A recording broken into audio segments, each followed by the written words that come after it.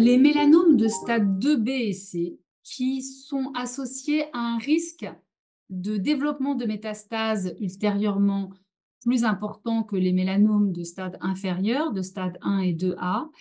depuis peu de temps, en plus du traitement chirurgical, qui est de toute façon très important, donc reprise d'exérèse avec des marges. Les marges d'exérèse, elles doivent être de au moins 1 cm, entre 1 et 2 cm, selon la localisation du mélanome. On va donc proposer parfois une recherche de ganglions sentinelles, mais ça devient un petit peu plus discutable dans la mesure où depuis très peu de temps, on sait qu'on peut donner un traitement adjuvant, c'est-à-dire qu'on va donner pendant 1 an un traitement par immunothérapie. On va pouvoir proposer en tout cas aux patients un traitement par immunothérapie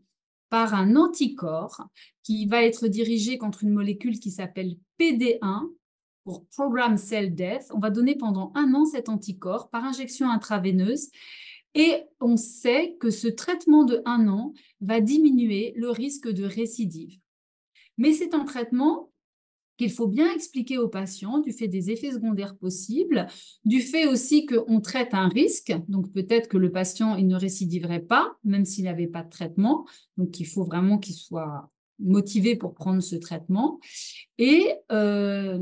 qui remet un petit peu en cause la recherche du ganglion sentinelle régional qu'on pouvait proposer avant, parce que